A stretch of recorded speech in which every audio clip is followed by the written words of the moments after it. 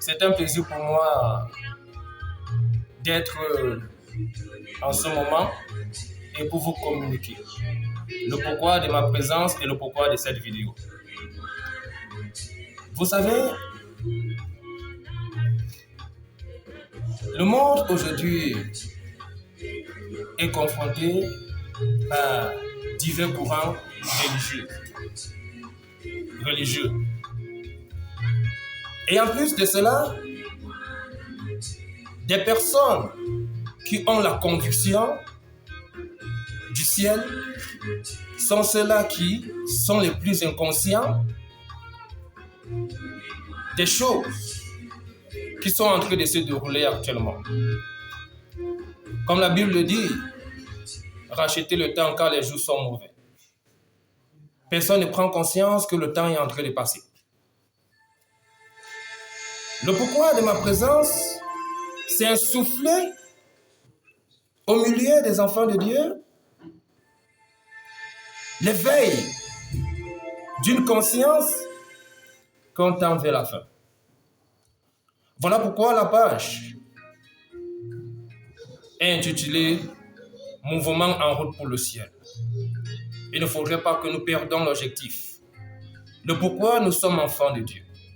Le pourquoi nous sommes appelés à servir l'Éternel. On ne doit pas le perdre.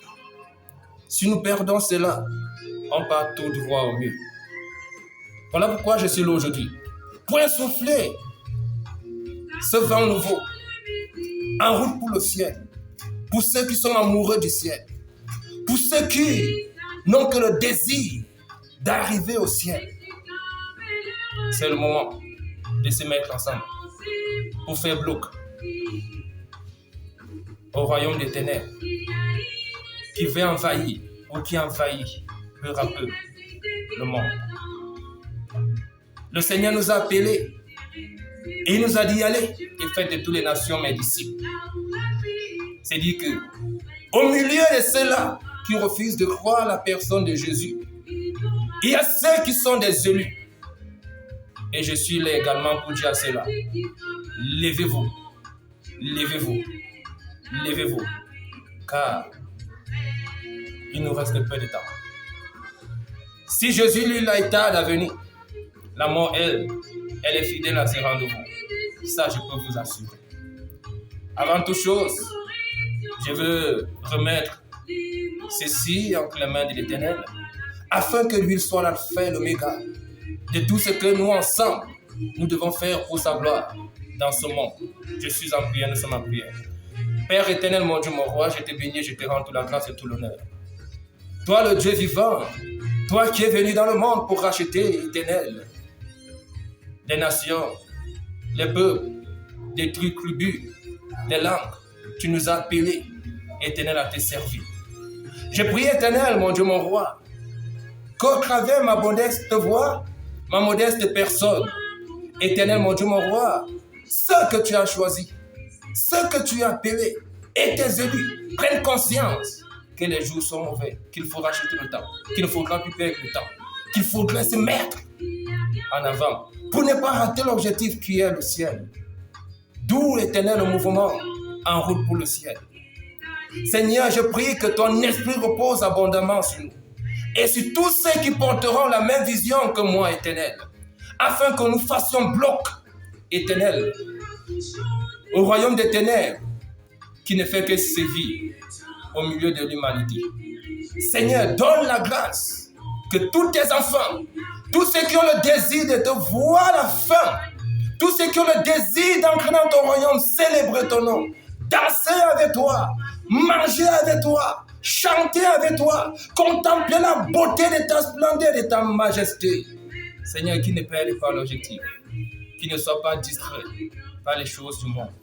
L'Éternel, nous avons besoin de ton esprit, nous tes enfants.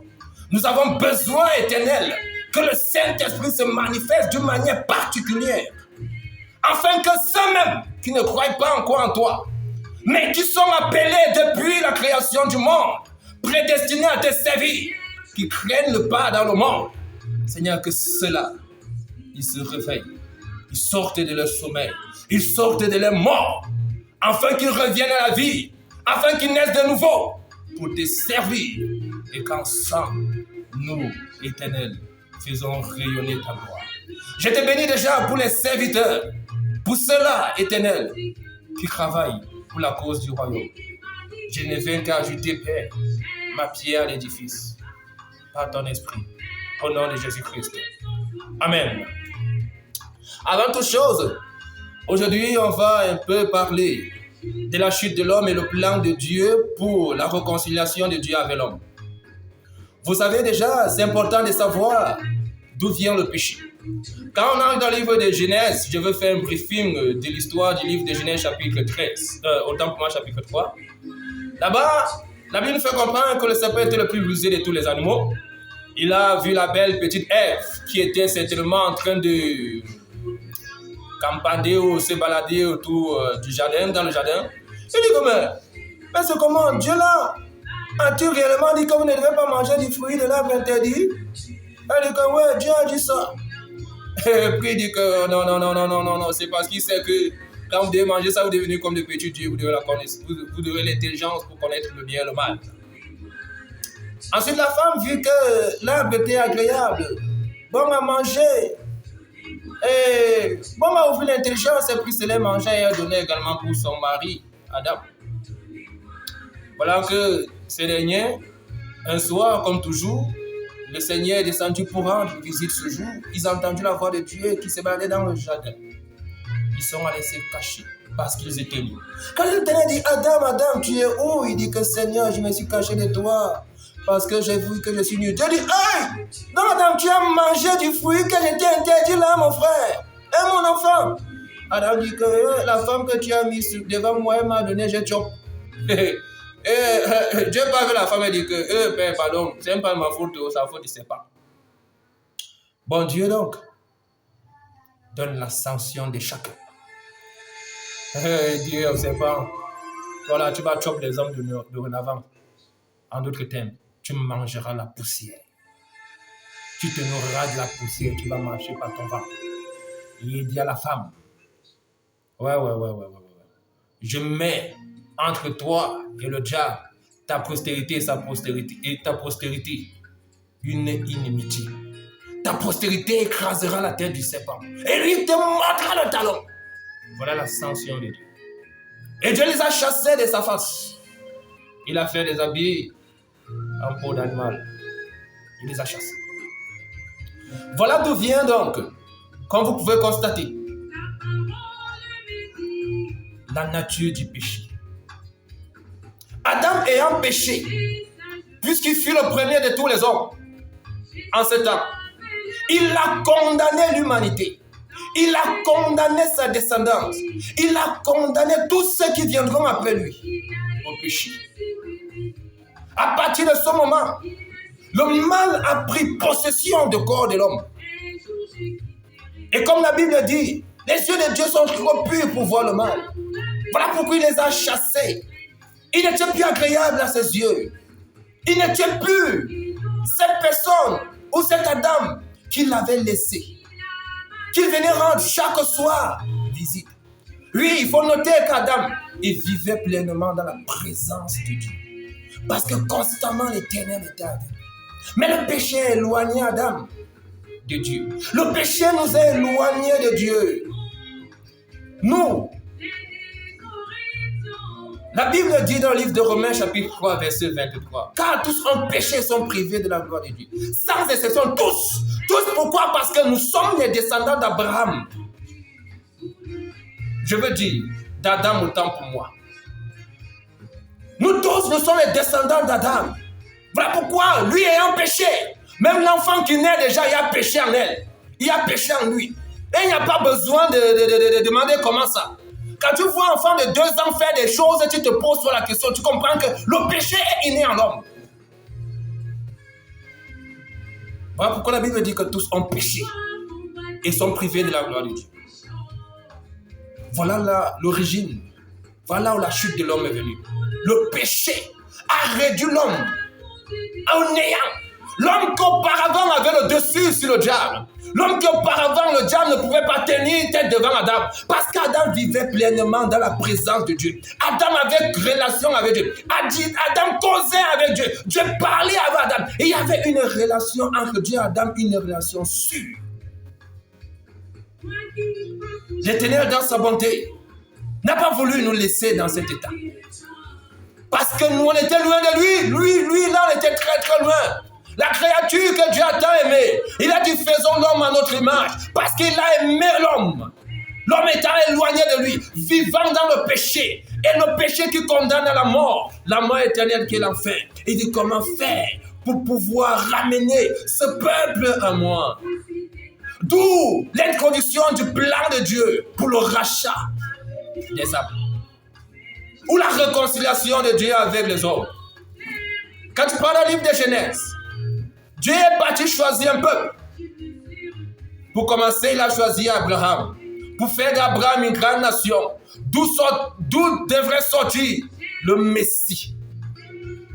Il fallait un peuple instruit selon la loi de Dieu. Selon la parole de Dieu. Un peuple que Dieu devait prendre en main. Voilà pourquoi il a dit à Abraham, va de ton pays, de ta patrie, de la maison de ton père, dans le pays où je vais te conduire. Je ferai de toi une grande nation. Et toutes les nations seront bénies en ton nom. Voilà l'introduction déjà du rachat des âmes. Il fallait que Dieu crée, se met un peu à lui. Il va introduire sa loi, introduire ses ordonnances, introduire ses préceptes. Pour que le Christ, le sauveur de l'humanité, naisse dans ce monde, dans ce peuple-là. Vous voyez que Dieu n'a pas oublié l'homme. Il ne nous a pas oubliés. Parce que dans le livre de Jérémie, je pense d'Ésaïe, autant pour moi, chapitre 9, verset 2, autant pour moi, il dit là-bas, le peuple assis dans les ténèbres a vu soudain une lumière. Voilà déjà l'avènement. Voilà déjà comme ça la nouvelle ère que le Seigneur annonce. L'ère du rachat, l'ère de la réconciliation par la personne de Jésus-Christ. Un enfant vous est né, un fils vous est donné. La domination reposera sur lui. On l'appellera admirable conseiller, Dieu tout-puissant, Père éternel, Prince de paix. Voilà le Messie qu'on annonce depuis les temps anciens. Ésaïe l'a annoncé. Même dans le livre de Genèse 49, verset 10, là-bas, Jacob pouvait dire à Judas que le Shiloh devait venir. Voilà comment Dieu introduit le plan du rachat des âmes, des hommes, le plan de la réconciliation des hommes envers Dieu. Et là, quelques années, quelques siècles ou des générations plus tard, le Sauveur est arrivé, Jésus-Christ de Nazareth. Et la Bible dit de lui dans le livre des Jean, il est la lumière du monde. Il est l'agneau de Dieu qui ôte le péché du monde. Jésus est venu ôter le péché. Il a ôté le péché de l'humanité à la croix.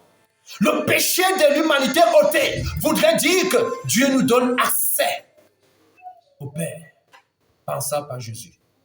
Le péché a déjà été ôté, mon frère, ma soeur. Le péché qui nous empêchait d'avoir accès au Père, qui nous empêchait d'avoir accès au royaume, a été ôté à la croix par Jésus-Christ. Il a versé son sang pour cela, pour nous racheter, pour nous réconcilier avec Dieu. Lui, l'agneau de Dieu qui ôte le péché du monde. Le péché du monde a été ôté. Il faudrait seulement que tu t'approches de lui avec assurance. Tu t'approches de lui avec crainte et tremblement.